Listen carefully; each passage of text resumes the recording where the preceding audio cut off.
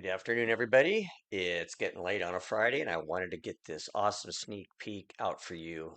Fusion designers, you're going to love this. This is OpenBOM, automatically generate PDFs of Fusion drawings when you build a bomb in OpenBOM. So here we go. I've got the differential. It was late on a Friday, so I threw some quick drawings in here, just using the drawing command. Some gears. I got a stub axle, a sub axle here, and I've got the overall housing at a top level here. So this is the drawing of the top level, and there's some drawings of some other bits and pieces that are in my structure.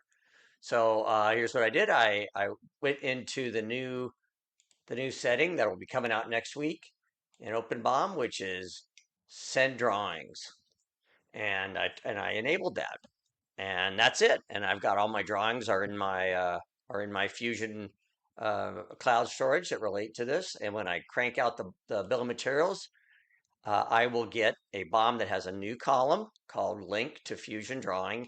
And in that column are going to be PDFs, and they will be PDFs of the top level and any other drawings that we just saw that were linked to that design. So give that a look. You're going to see that the week of April 22nd, 2024. It's a new setting.